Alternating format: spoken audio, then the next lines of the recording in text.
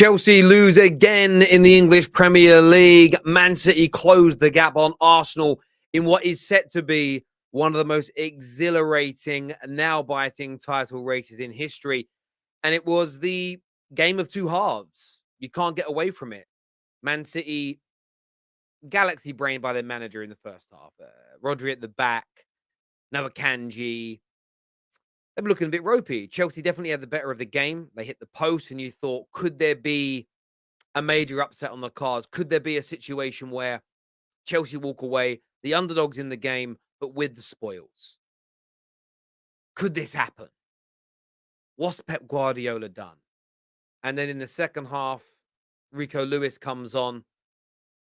Akanji steps into the defense. Rodri goes back into midfield. And it was typical City from that point. You can't get away from it. Typical City, brilliant City in that way. And then they brought on 160 million pounds worth of talent in Riyad Mahrez and Jack Grealish, and Chelsea couldn't cope. Chelsea, of course, had some bad luck tonight with Raheem Sterling being injured in the opening few minutes. They also had some more bad luck when Pulisic almost scores, and in that process, in the challenge that stops him, it looks to be a ligament injury to the knee. Hopefully it's not serious, but it looks to be knee ligament damage done. And Chelsea had very little answer after that. As soon as that goal went in from Jack Grealish and co, it looked done. And listen, Hutchinson come on and did well. Conor Gallagher brought some energy. The youngsters played well for Chelsea tonight, but they weren't a match for this Manchester City team who, look, I predicted a draw for this game. I wanted Chelsea to win. I predicted a draw. Could have gone that way, but City just with too much quality in the end. Not a vintage City performance. Not a City performance that makes you think they're running away with the league. They're definitely going to win. But we have to talk about Chelsea here as well. In the last 8 games, Chelsea have won 1 game. Chelsea are 1 win in 8. And within that, 4 of them games have been defeats. 4 defeats, 3 draws, 1 win for Chelsea. On top of that, Chelsea have scored just 5 goals in those 8 games. I believe it's 5 goals. I want to check that. 5 goals in the last 8 games. 2 against Bournemouth, 1 against Forest, one in a 4-0 drumming by Brighton, and the goal and the penalty against Manchester United. Chelsea are in absolute trouble right now. You can't get away from it. Chelsea are in genuine, bona fide trouble at this moment in time. And they're building something. They're buying players. We're not talking about the long-term future of Chelsea being in jeopardy. They're going to be okay. But in terms of this season, Chelsea, for me, will not make the top 4 now. I don't think they can make the top 4 now. And I'm not even trying to be hyperbolic. You can see them there, 10th in the table, sitting 10 points behind Manchester United in 4th. So it isn't about needing an 11-point swing against Man United. It's about the fact that Chelsea now need an 11-point swing against United, but they also need to make sure between now and the end of the season they're better than Liverpool and they're better than Tottenham. Brentford, Fulham, Brighton, I wouldn't worry too much about. But are Chelsea realistically going to be 4 points better than Liverpool, 9 points better than Tottenham, and 11 points better than Man United between now and the end of the season? And 11 points better than Newcastle, maybe. I don't see it myself. I think the race is run for Chelsea now in terms of top 4. This is about figuring out your players, working out who really wants to be here, getting the new system under control. And I don't know what Chelsea fans think, but give the youngsters a go. Give the young players a chance. Bleed them in if you're going to keep them as part of this new process at the club. Chuameka comes on, and he impressed me. He looks like a baller in the making. Give him more time. Play him. Push the old guard out. Sell him in January if you can, because Champions League football's not happening anyway. You might be better off next year not even being in goddamn Europe. Legitimately, you may be in a better condition to not be in Europe next year. You really and truly may be, but things aren't good at Chelsea right now. I'm not going to take away from City. Deserve their win tonight. As you can see, they go within 5 points now of Arsenal, and it makes those games, the next 2 round of games now, that everybody has. Arsenal play Tottenham and Man United. Man United play City and Arsenal. I think City play Man United and I want to say they play Tottenham. Those three in like a round robin is going to be crazy. Who's going to come out on top? How many points will Arsenal be clear? How many points will City catch up? Could Man United throw themselves into this title race? Don't write off Newcastle. It's all set up at the top of the league now for a spellbinding second half of the season, there's no doubt. But I want to hear from everybody today. I want your thoughts and I want your feelings. I've got David, Patrick, Matt joining me on a panel soon to have their say about tonight's proceedings and game. Terry, why the hell did Chelsea sack Tuchel for this fraud? Potter, no disrespect to him, he should have stayed at Brighton longer. I'm not going to lie to you. Look, I understand the longevity element, but right now Potter does look like a fish out of water. He really does look like he looks clueless. However, a lot of us thought that Mikel Arteta 18 months ago looked clueless. He's now in a title race with Manchester City. So I think we need to be mindful of completely and utterly writing him off. But I do want to get the take of Chelsea fans. DR here says Hutchinson won't make it at this level. I've seen so many young players show promise in debut situations, and he plays like that. We got scammed. Wow. So DR here thinks that Hutchinson is not going to be good enough for Chelsea based on that performance. What do you all think? Do you agree with DR on that? Potter's doing some magic and making Chelsea disappear from the Premier League. 226 million in the summer for 10th. They had a worse window than Spurs. Flops. But is that on Potter? Graham Potter didn't buy any of these players. This is not a team built under the eyes and philosophy of Graham Potter. You can argue the one person I would call out tonight is Cucurella, because Cucurella is by definition a Graham Potter player, and he had a stinker tonight. I don't really see the TL talking about him. He let Mahrez go. He didn't want to defend tonight. But Graham Potter, for me, deserves more time. He hasn't bought a single player. It was a mishap between the new owners and Tuchel to let him have his summer and then sack him so early in the season. Graham Potter needs time. Graham Potter needs time for me. Terry, something wrong with City. Is Pep overthinking again? The first half tactics was shocking. Look, he loves to do galaxy brain. He loves a galaxy brain. We know that when it comes to Pep Guardiola. But when you have that talent on the bench, when you have that talent in reserve, there's always going to be big options for you. I don't think you can get away from that. But problems at City, that might be stretching it a little too far, but you can definitely get at City this year.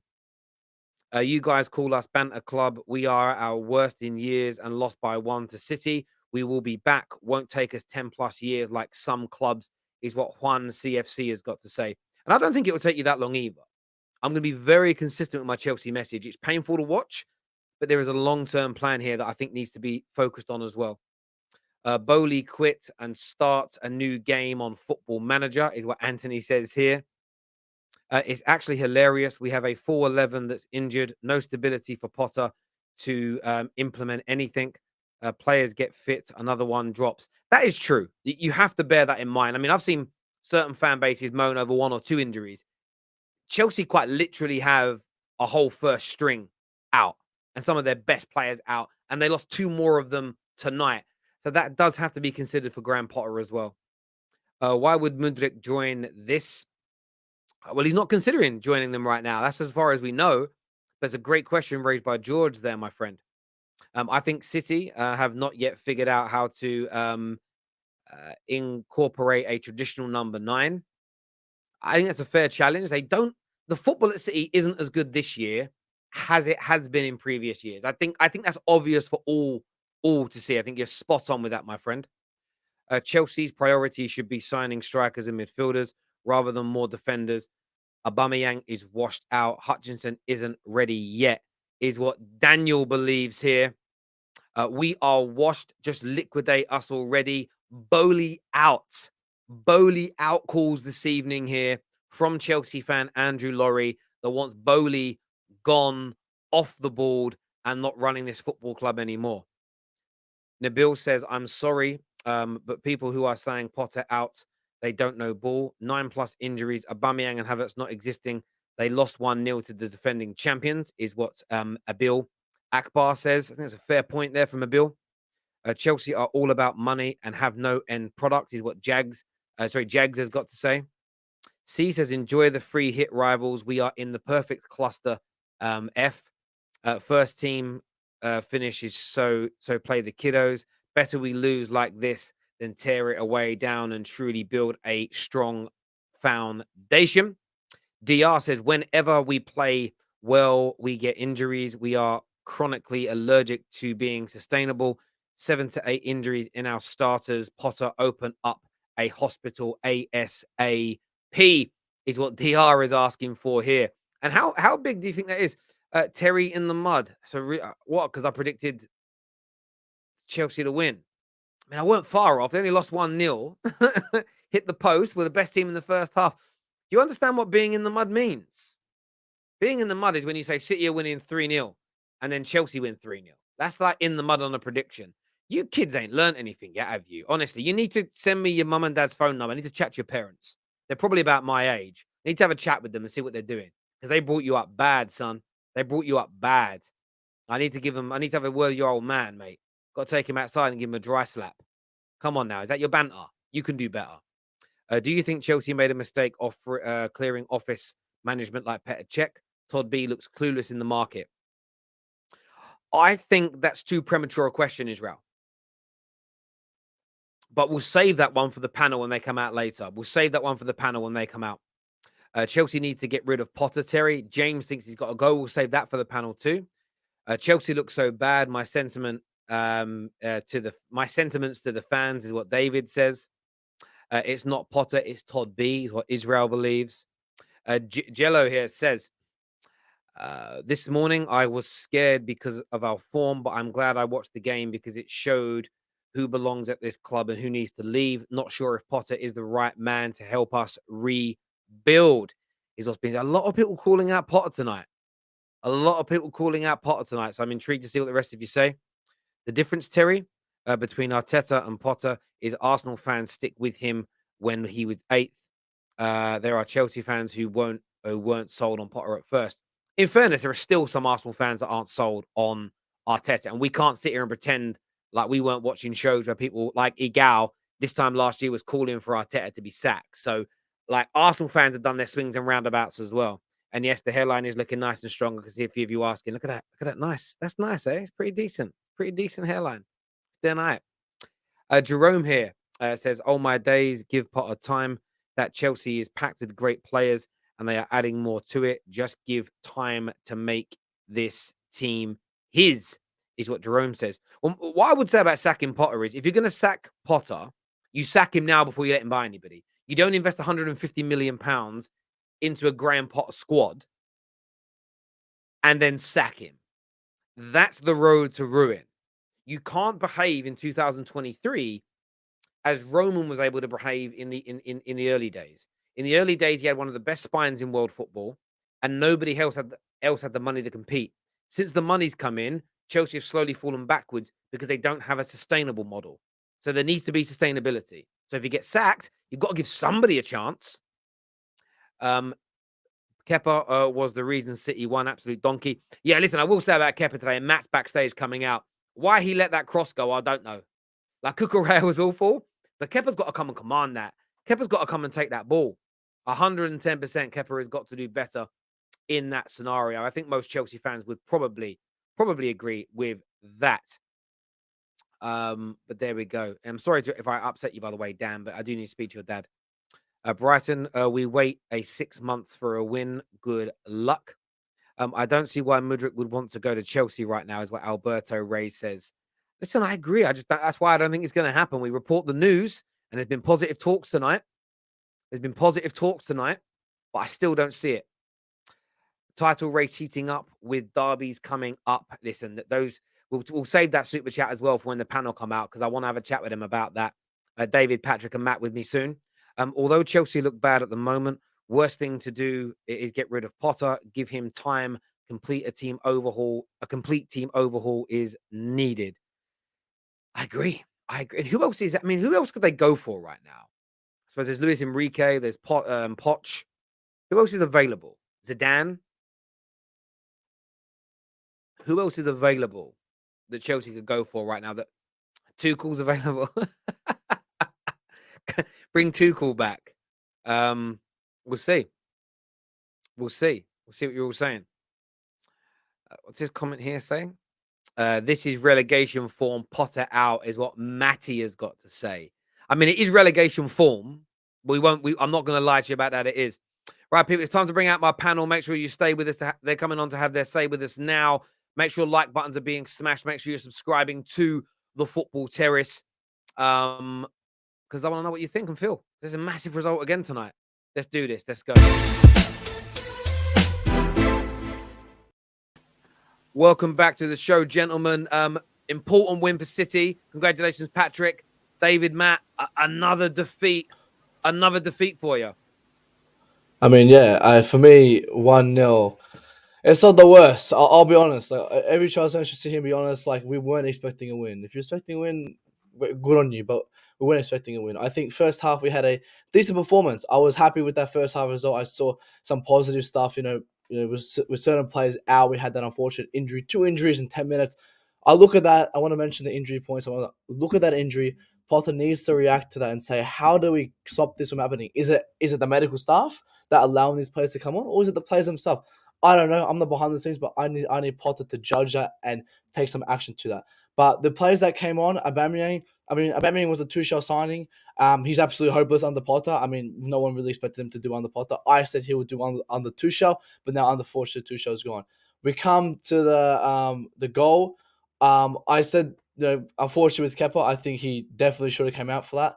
I mean, I don't know what he was thinking there. He did it twice as well, which really got me mad. And people blame Cucurella. I don't think that's on Cucurella as well. I think that's all on Kepa. I think Kepa should have definitely came out for that. I don't know why he stopped and he pulled out of it. It's absolutely, I think, horrendous goalkeeping, but I don't take away what he's done for us. No one, obviously, when we lose a game, everyone tries to pick and blame. But don't forget what he did for us a couple of games ago. And I still have trust in this guy. I think he's an absolutely fantastic keeper. I think he can do great keeping for us in the future. But overall, for the result, I wasn't expecting much. I think we did put pressure on City. I think City, they may change the half time. I'm not saying Pep panicked, but I think Pep said, all right, I'm going to make some changes to end this game quickly. And they ended the game and they sat back and done their job. So I think for City, they got their points, they got their 3 points. For Chelsea, a lot of work to go for us to go. But, what can we do? 1-0. It's not the worst result to me, honestly. I hear you on that, David. I mean, how did you feel from a Chelsea point of view with the performance, more injuries, more calls for Potter's head tonight? Like, what did you make of it? Can't hear you, David. No. Hang on. Unmute yourself. You're unmuted. Now. Yes. There we go. Right, okay, yeah. To be honest, I don't really care. I'm over it.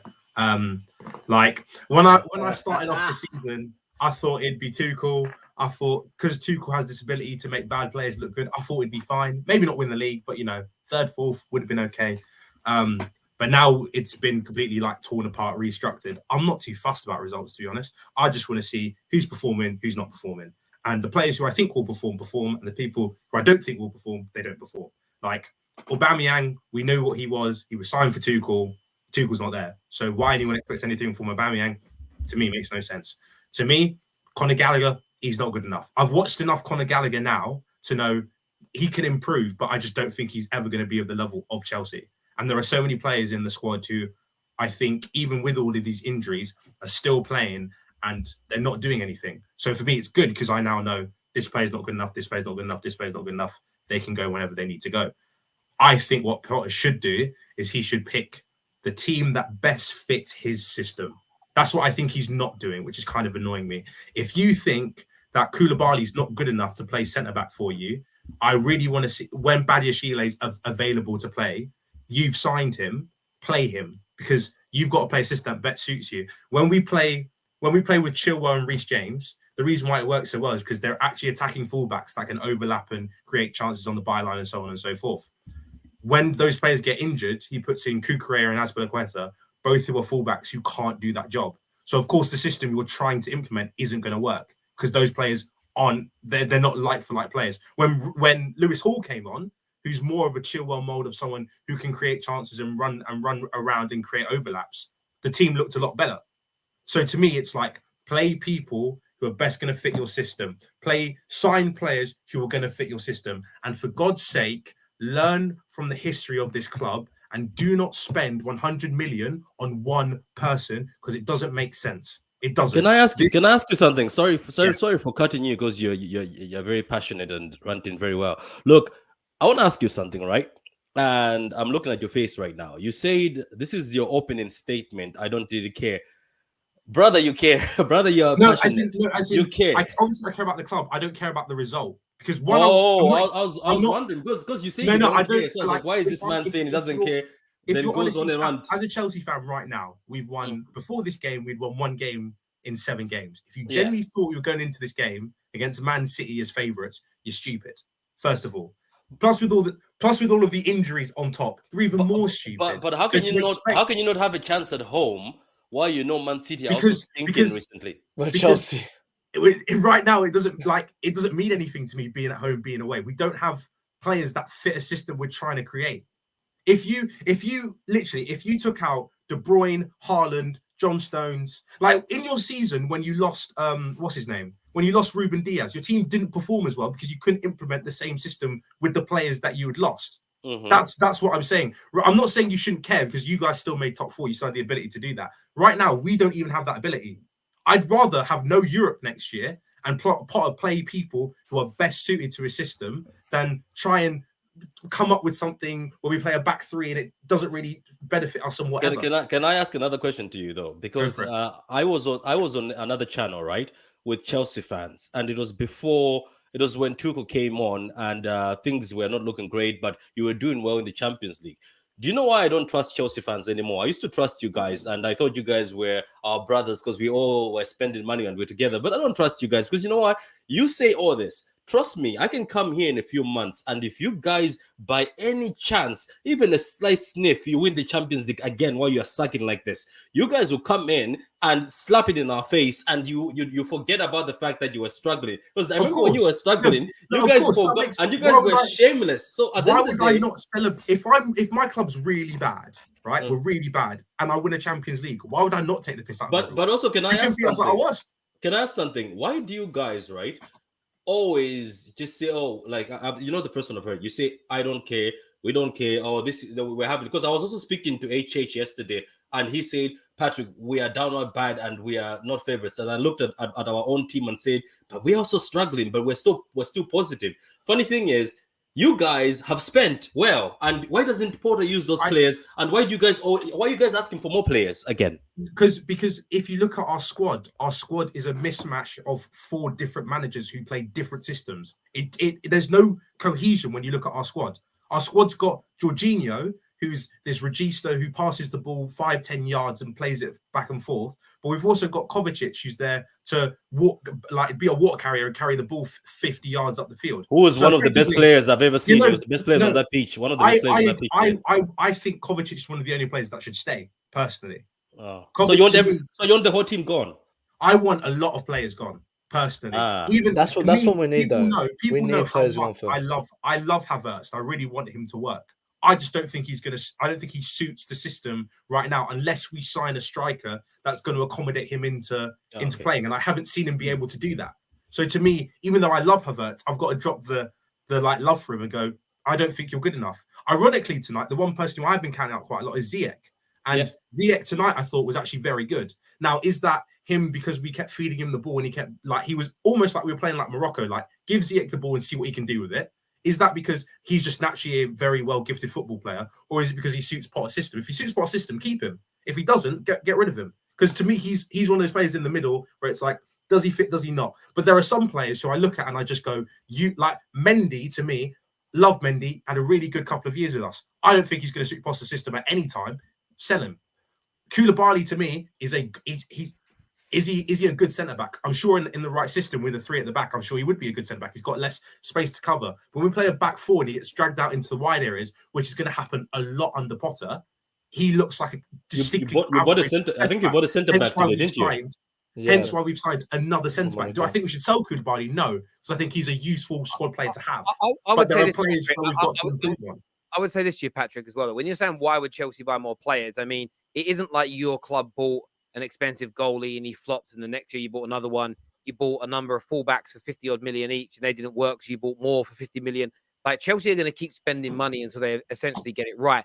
But the most important thing to do is to create a base, create consistency. What wouldn't have worked at City is if after a year of it not working with Pep, you sacked him and brought in Diego Simeone, and after a year and a half of it not working with him, you sacked him and brought in Graham Potter, and after a year of it not working, you sacked Graham Potter and you brought in Vincent Kompany to be your manager. If you were chopping and changing not just people, but styles, philosophies, the profile, changing the profile of player that's needed, the coaching standards, the scouting network. This is Chelsea's problem. They are a filthy cocktail. You ever done a filthy cocktail? A suicide cocktail? Where you go to a bar, it's probably illegal now, where you pay in the bar, they do a shot from each of the optics behind the bar, and then you have to like down it in one. Very dangerous. That's Chelsea's squad. It's just it's a mixture that should not be together, and it's going to take time to undo. That's what we saw tonight. But Terry, this is the funny thing is, and yes, it's good you've opened that up. It's just that the club itself also is quite funny because let's not forget Nkunku was being linked while Tuchel was there.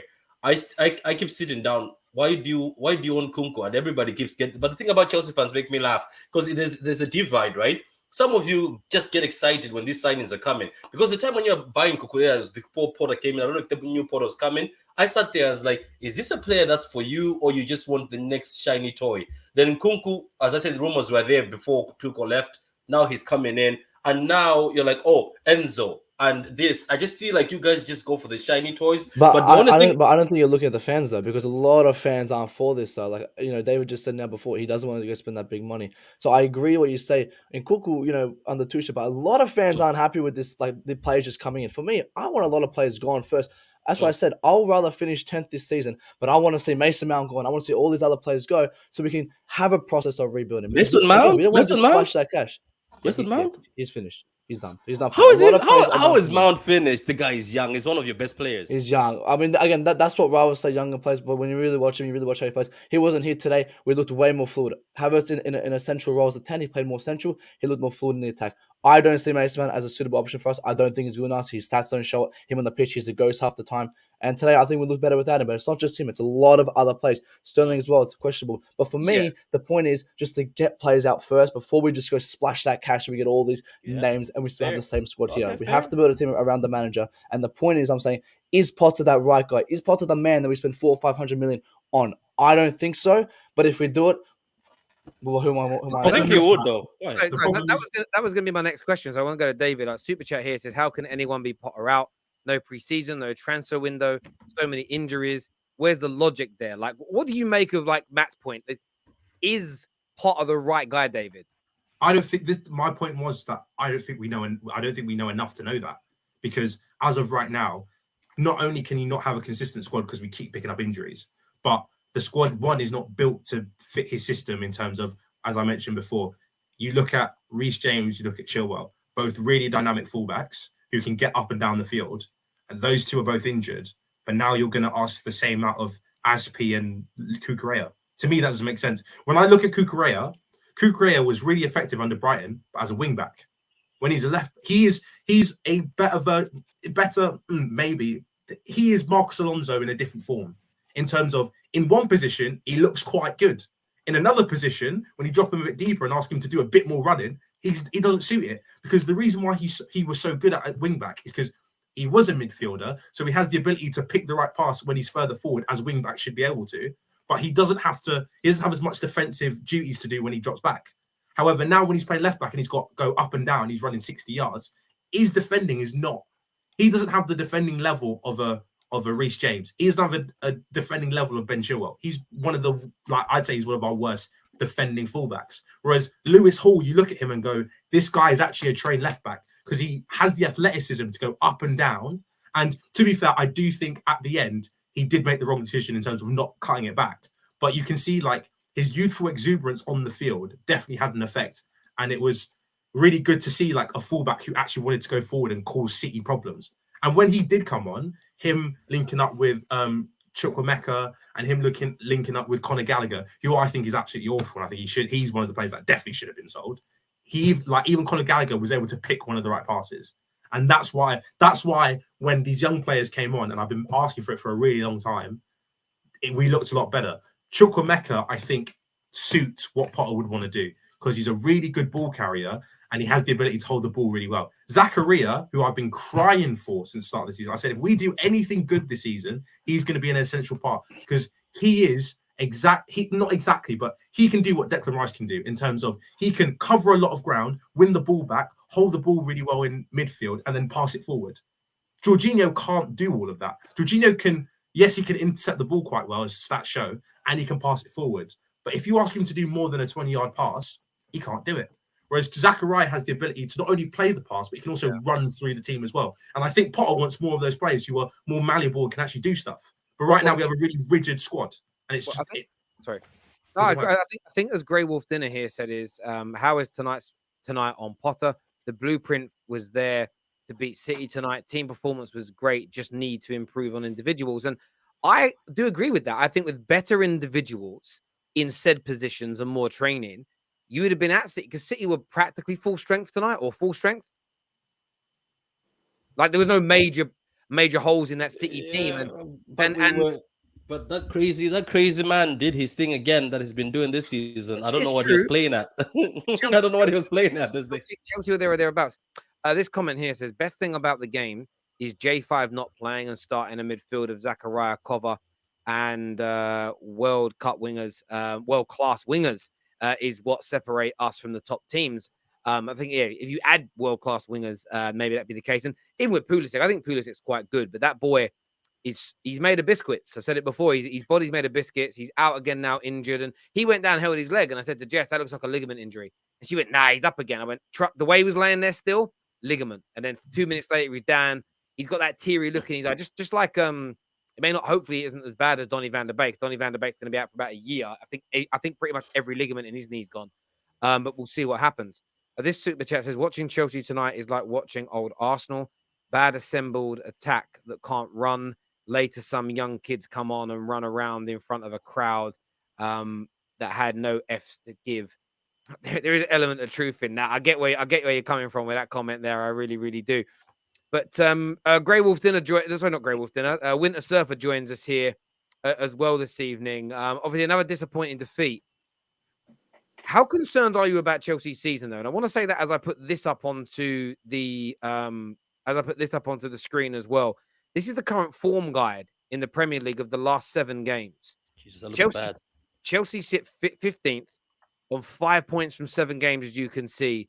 Only Everton and Wolves with worse goal difference in that time, and West Ham, Bournemouth, and Southampton with less points. Leeds, Palace, Leicester, Tottenham, Forest, Brentford. You know, a lot of teams out there accumulating a lot more points. And I mean, at the moment, Chelsea don't look like they're going to turn a corner anytime soon. Like, what's the answers in the short term, Winter Surfer? Well, when we get to the magical 40-point mark, when I know we've survived the season, then I'll be happy. No, listen, this is so similar to elements of the 15-16 season. 15-16? Yeah, where we just... And I agree with David. I'd rather... if you're going to give Potter time, I'd rather be out of Europe next season. I don't want to, I'd rather... Listen, I want crash out the FA Cup. I'm fine with. I don't want, unless we perform another miracle and win the European Cup again. The problem is I can't get angry because I don't rate this squad. So it's hard for me to be angry to expect them to do things when I don't rate them as a squad. There's elements of good performance there. Thiago Silva again was brilliant today. And Koulibaly had some good moments, and Chukwuemeka was good. Kovacic was good. Zakaria, stuff like that. Kai Havertz had a good first half, but like with Chelsea in the second half, they just faded. I agree with David. I think with Potter is, I think Potter has to get out of his own head to think about how. I think he still thinks he's, and in some cases he is, lucky to have this big job, but I think he's got to get that out of his head and go. And privately to the guys go, listen, I'm here because you've screwed over the previous 2 managers, essentially. I'm here. This is what I want to do. And he needs to crush the egos like Ten Hag has done at United. He needs to crush the egos. That's what he needs to do. Like David said, you have your system, put your best players on it. If Cucurella's not doing it this season, he might need a whole season settle. Play Lewis Hall. Play Chukwuemeka with Zakaria. Play the power forwards. Play P&P. You know, Aubameyang just don't play him. Aubameyang offers nothing, wide or central at this moment in time. And you know, Amari Hutchinson. I see people getting on. Can I see people getting on to Amari Hutchinson online for a 25-minute cameo? You're a disgrace. You're a disgrace. Like, what was he meant to do? When I see a player coming on that's wearing number 56, what do you expect him to do? It's not NFL. Do you know what I mean? What do you expect him to do? But listen, get through the season, get out of Europe, more time for Potter to settle, get the players he wants in and he wants out, because we need a lot of turnover. Like you said, we need players in and out, but just get through the season essentially, because at the moment watching Chelsea feels like it's just a mandatory weekly appointment that you have to turn up for, that you can't get out of. There's no joy in switching on TV and going, my team's playing right now. Yeah. It's just. And this is hard. This is hard to see, Terry. Anyway, keep going. You know what? That's hard to see, but I'm getting PTSD because this time last year and for the remainder of the season, that's how I felt. But you fast forward 12 months, and I can't wait for every Man United game to start now. And that's how quick it can turn around, which is why I understand fans do it. The whole like the hyperbolic stuff of that's it. Chelsea are dead forever. They're done forever. I'm just not willing to buy into that theory right now or even banter about it just because. Yeah, but Terry, I think there's a difference though. There's a difference. Well, I look at Man United, I look at Arsenal, and I look at who they got. They got a manager. They got a manager that came in and was disciplined and assertive. They knew what they wanted. They built a team around them. I see Potter. I don't know what he wants for breakfast tomorrow. I can't tell you what he wants. He's not assertive. He's not disciplined. I need a manager to come in and be like a bad boy and come in. And as David said, play his own system. I'm not saying Potter can't do that now, but I need to see more of Potter. We saw with Arteta, we saw with Ten Hag. They came in, they went against the board. Pepe and Aubameyang, where they were loved by the board, but Arteta went against them and said, I want them gone, and brought his own players in. Is Potter that guy to go against the board, to go against the fans for what he wants? I don't think so. And that's why I want a manager to come in and be disciplined and have some aggression. And I want to see that from Potter, but can I? I don't know. But I think that's the difference between Chelsea and the Man United situation. Can I say something about Chelsea though? This is it's not a joke. It's such a serious question to you guys. If I think my personal opinion from somebody outside, I think you have to stick to Potter. I think they have to continue giving him what he needs. And you guys have admitted that you want to go in the mud, you want to struggle, maybe you want to suffer like Arsenal, and then you get back up. I think that would be for the best. Why I'm saying this is, I think try stick to one manager, because Chelsea throughout the years, you've gone through managers. So let me ask you a question right now, right? Just while you're here. Who else are you going to go get then now? Because you guys have run through managers like underwear. So what are you going to do? Because I'm just being honest. I'm not trolling. I'm just saying, what are you going to do now? Because if other people say Potter is not good enough, where are you going next? You jogged on Tuchel, who I thought was going to be good for you guys. You jogged on a few managers. Lampard came in. He tried. He did a bit well. Who else are you going to go to now if Potter is not the guy? But I think if you give Potter time, maybe it'll be good. So you answer me, guys, as Chelsea fans. There's no one. I mean, you're right. There's no one else we can go for at the moment. I think Tuchel was that manager, but unfortunately, there's no one we can go for. I think that's why we have to unfortunately stick with Potter. I mean, I'm not the biggest fan of Potter, but Potter needs to prove me wrong. And I am willing to stay with Potter. I said I am willing to stay with Potter, but it's just very frustrating at the moment with what he's doing. For me, it's just a very mute point because I just don't see it happening. Like, I know we have to talk about things, but it's like this guy's been brought in on a 7-year contract with all his backroom staff. Like the amount of money it's going to cost us to even get rid of him. Wait, say that again. 7 what? I think he's on like a 7-year. It would like all our players on 7-year. 5 years, 60 million. 60 is it 5? Yeah, it's 5 years. I think it's 5 years as extensions in it to 7. Yeah. That's all these teams. It's massive. But this is an interesting question here. It says, is Badiashile a Potter player? I think this whole is it a Ten Hag player, a Potter player, a Pep player, I think is a little bit basic. Like talking, like the football terrace community doesn't do this because they're educated. Like it's like talking about net spend. It's not about is it a Pep player, a City player, is it a Potter player, a Bowley player, or Chelsea player, Bowley player. It's about it needs to be a club player, but the manager they bring in has to be a match for the philosophy the club wants to play, because the club has to buy and invest in a philosophy that would live beyond any one individual manager to create continuity. But where the marry-up comes in is they should be looking for the same thing.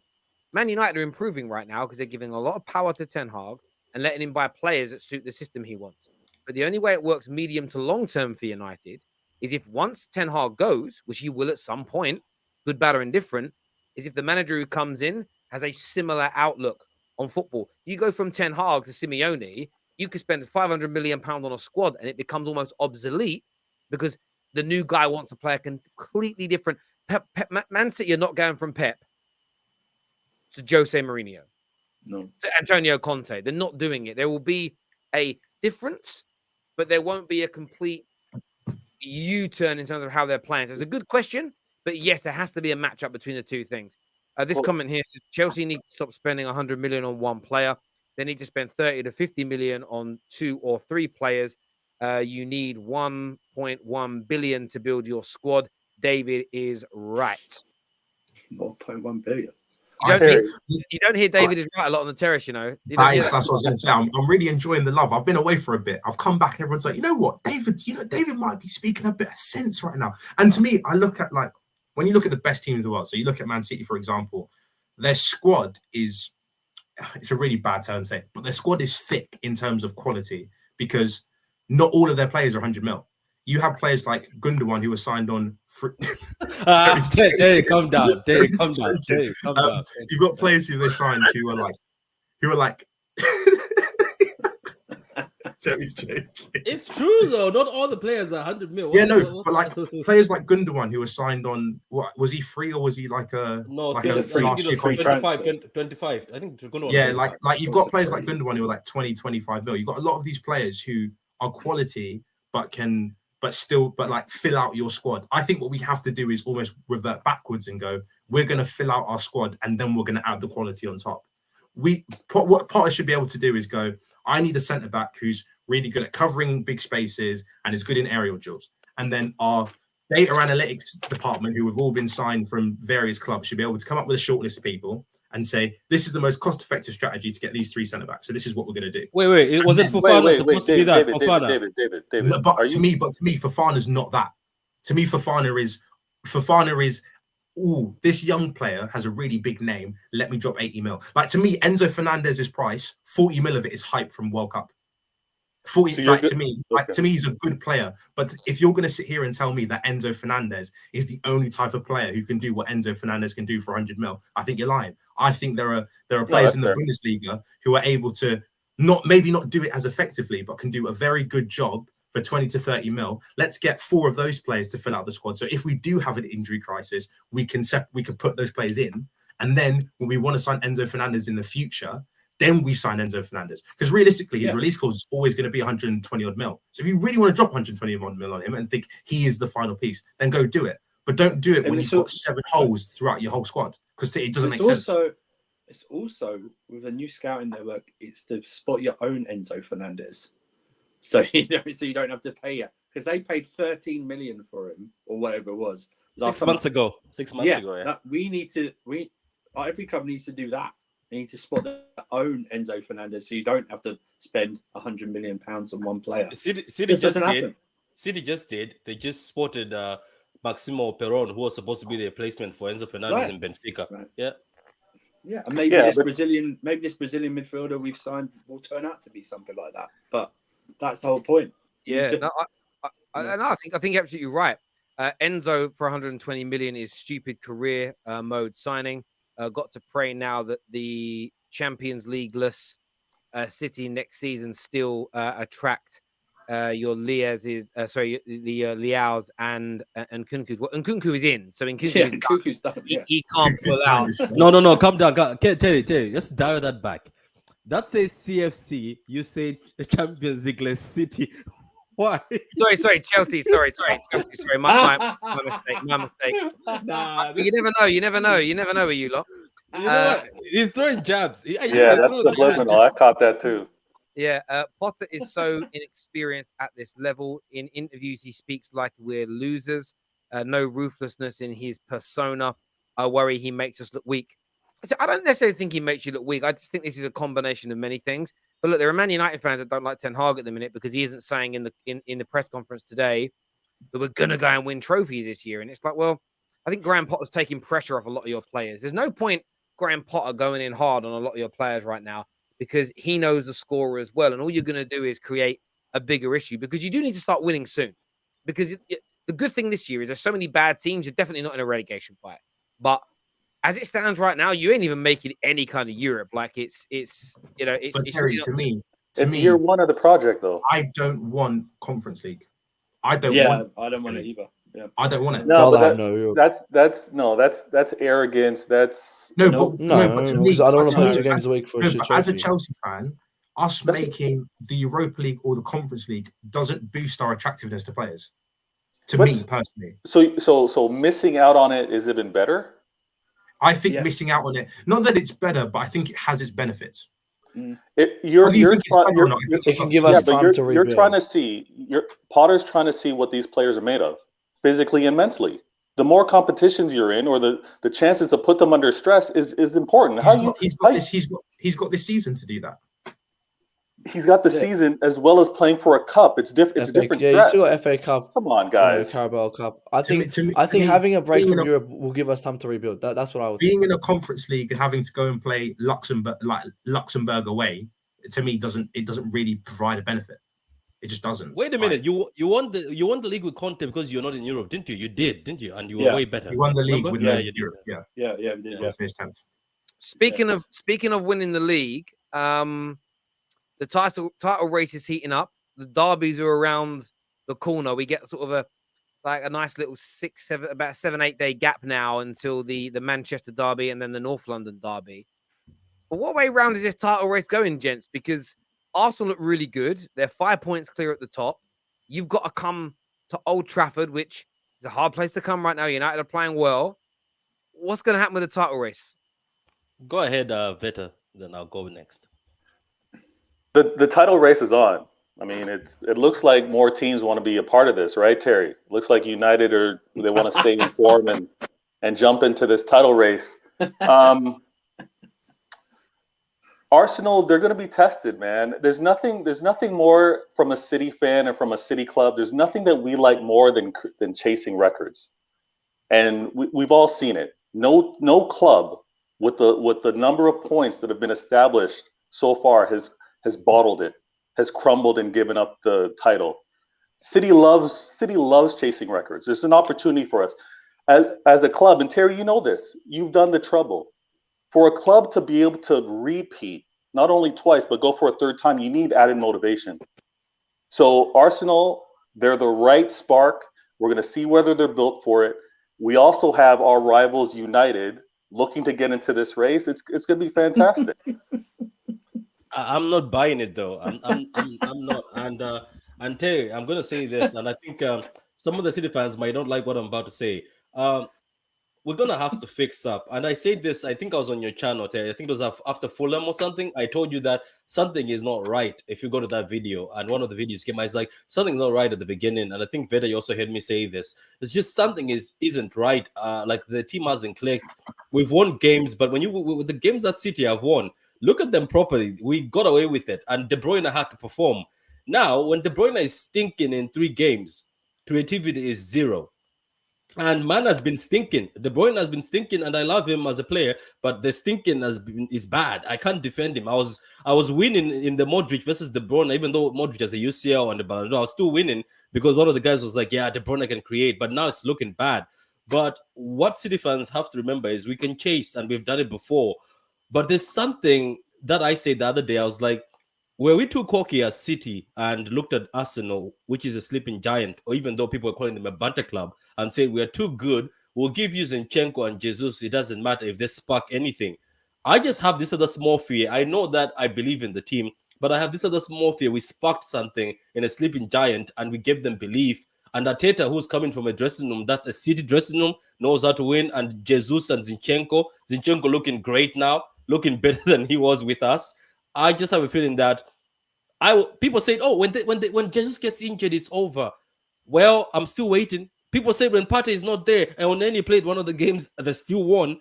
I'm still waiting. I'm just saying that maybe it's about time, as Terry said at the beginning, it's good to sit down and take this guy seriously. And looking at that 5-point gap, we've done it before. We've caught up to somebody. Looking at the games, City is not playing great. I'm sorry. Pep is making this funny decisions. And before I give the mic to somebody, Terry, I know a lot of City fans already target me on Twitter saying, "Look at what Jack has done." I'm sorry, I'm still not satisfied. For 100 million, I still need to see better. I'm sorry. Mahrez has been stinking up the place. Jack has been passing backwards with Mahrez. So guys who are twerking for Jack, or you've got a tattoo of Jack, I'm still going to be on his back because I want him to do better. This is his second season. I made videos about this man, this cuff man. I don't know, maybe you love his cuffs. Cuffs out maybe for you guys. But I made videos saying, let's give him a season. This is the second season, Terry, and the numbers are not great between Mahrez and Jack. So if they continue performing, come at me at the end of the season. But in the meantime, I'm not impressed with Jack Grealish for 100 million, and I'm not impressed with Riyad Mahrez these days. That's what I wanted to say. And as City fans, we should be careful with this Arsenal team and stop hoping that maybe somebody gets injured, they'll go down. We might have egg on our face at the end of the season.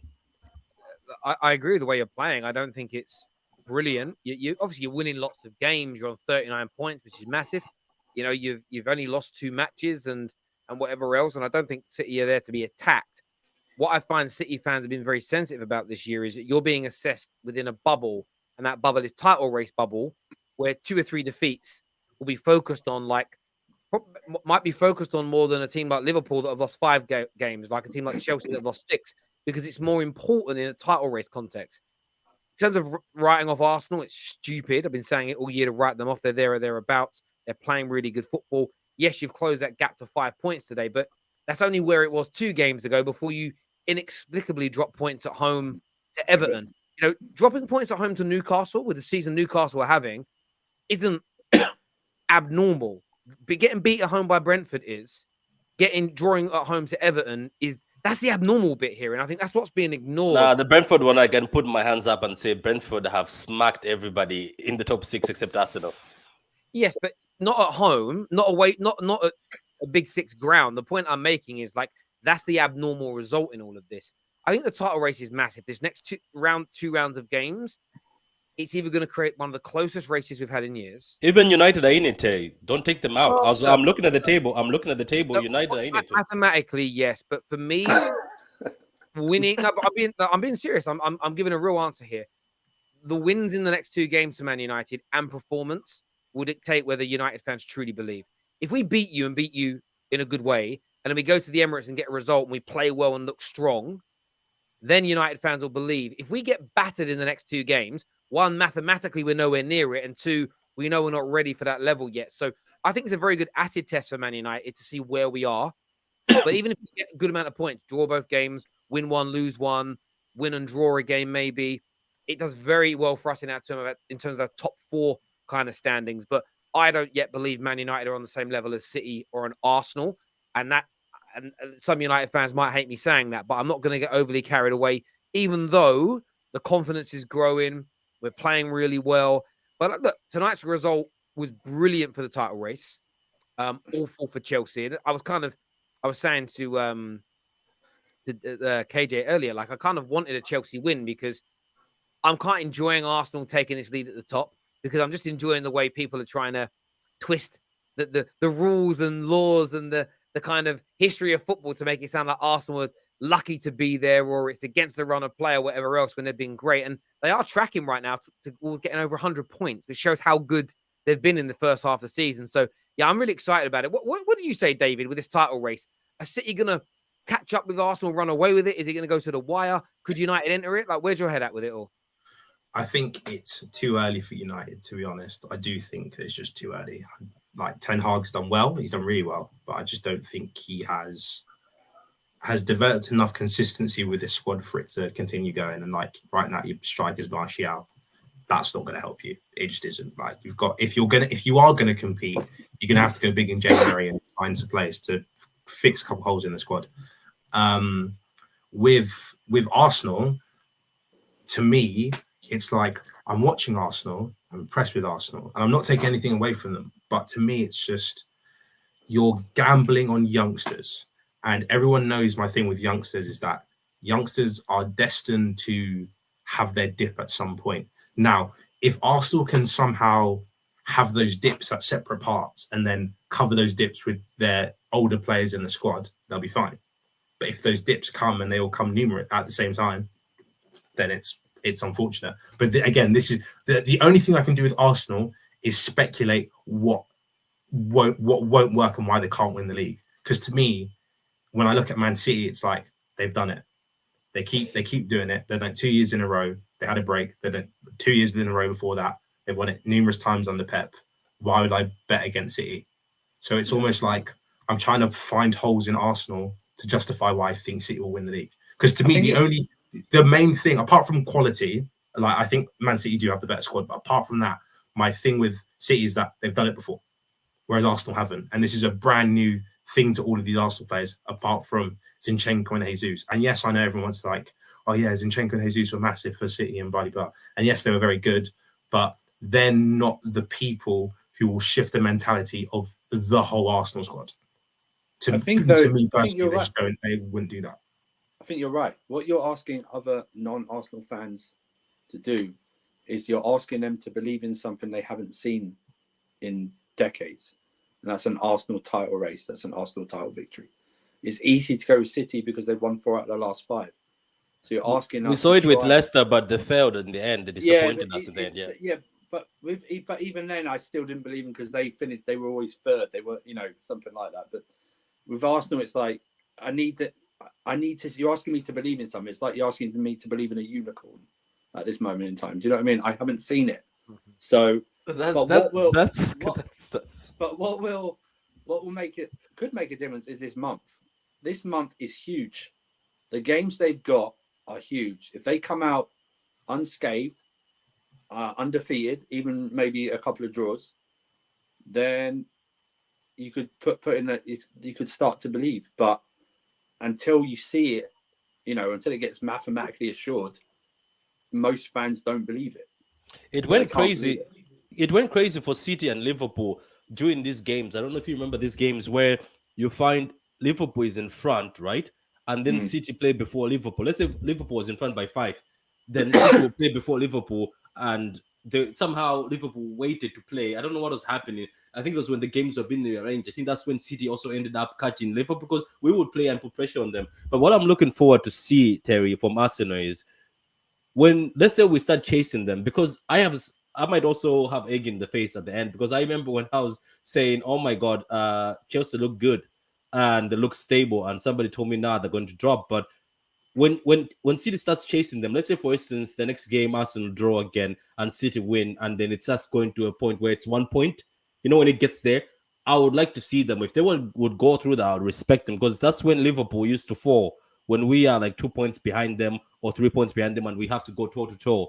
But to be honest with you, as I'm being honest, a lot of people have already said calling me plastic, saying I'm cracking. I'm like, guys, the team right now doesn't look great, and some of the decisions that have been made by our managers are costing the team. So whether you say, oh, yeah, plastic fan or blah, blah, blah, blah, at the end of the day, I've got my eyes. Like, let's say, for instance, the last game we played, the City game, Terry, I'm pretty sure whether you go to the stadium or you're watching it on TV, why did Pep make the sub in the 87th minute? To do what? You get what I mean? So I don't get why people say, "Oh, you know more. You don't know more than Pep." At the end of the day, go ahead. But that's why this title race is so fun, because there's people doubting Arsenal for multiple reasons, and that makes it interesting. There's a lot more needle in this for everyone in the top 6. Spurs fans, Chelsea fans don't want them to do it. I mean, I watch a lot of other United channels. They're hating on Arsenal right now. City fans seem to be the only ones, and me, that are like, no, Arsenal were legit. Like, it's really interesting. But this next few games, like if Arsenal beat Spurs and Man United, I think you'll get an even bigger lump of people believe. But it could go the other way. What if Arsenal lose those next 2 games? Newcastle have got 3 relatively easy games on the bounce. Like the swing and roundabouts in the next 2 to 3 games can be huge, and that's why it's exciting. The if, the buts, and the maybes. And City have got Spurs, then a gap, then Spurs again. Spurs. If you actually look, I looked at it last night on the show. Actually, we spoke about, or I showed the other day. If you actually look at in the Premier League, they play Man United next, then they play Spurs, then home to Wolves, then they play Spurs again, then Villa, and then Arsenal. So in the next 6 games, they play United, Spurs twice, and Arsenal. I mean, you guys, again, you could create a gap at the top. Equally, you could lose 3 or 4 of those games and be fucking 15 points away. Like, It's mad. That's how crazy. This is going to be so exciting. This next month of football is going to be epic. Drav here says, Drave, sorry, says solid midfield Chelsea, but still poor attack. No one is going to talk about how passive and non-serious this £75 million player is. I can't watch Havertz anymore. I mean, I did literally say it like he is a bit. I did say it right at the top of the show, and I love the guy. I think he is great. I just don't think he's going to suit what we're trying to do. I hear you on that. Gentlemen, I really appreciate you all coming on. Our viewers, thank you very much indeed. Back tomorrow with more transfer news, the top 6 show in the afternoon, and then, of course, reaction to Man United Everton in the FA Cup. Please make sure before you leave today, you've smashed that like button and you subscribe to the Football Terrace. Until next time, take care. Goodbye. God bless. Chelsea, only 1 win in 8 games in the Premier League and 10 points above the relegation zone. We want your thoughts and want your feelings.